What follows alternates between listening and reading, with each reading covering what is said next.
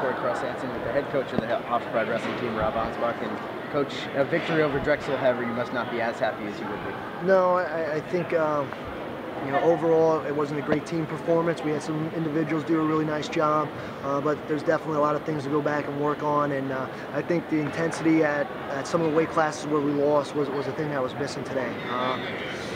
A win is a win, and we'll take it, and we'll keep moving on. It's always easier to come back in the room after you win something, even though it might not be as nice or as pretty as you would like it to be. But we got a victory, and we'll continue to improve, and hopefully the next time we come out next Sunday here, we're a much better team.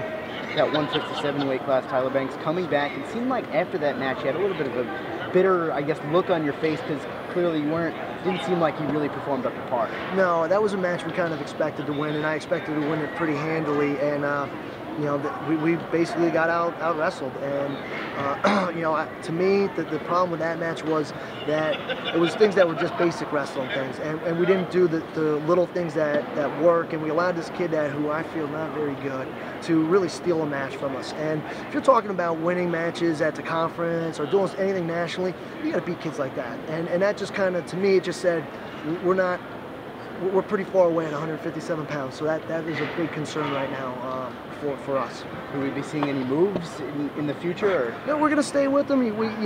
As of right now, until he kind of forces our hand a little bit more. But I want to keep confidence in him. I don't think we need to abandon ship at this point in time. We just need to wrestle a lot better. He has the ability to wrestle better. He just didn't show it today. Before the match, we'll talk to you about what was the real big matchup. Obviously, the 165 came to mind. What exactly did you see from that match? And obviously, must be upsetting.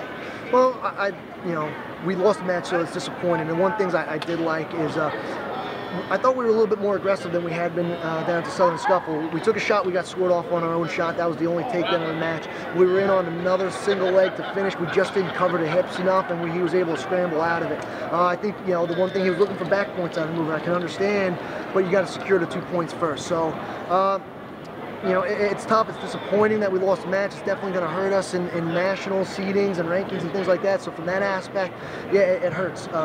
But from what I saw from the Southern Scuffle to this match, it was a much better performance. So I will take that, and we will build moving forward. In your mind, was that a stalling call in the last seconds with PJ's match? You can't count on officials to make those calls. They hit him for stalling at one time. I thought that one was warranted. I don't think he was really, he wasn't so blatant to send it in overtime. You don't want to see a match decided by an official.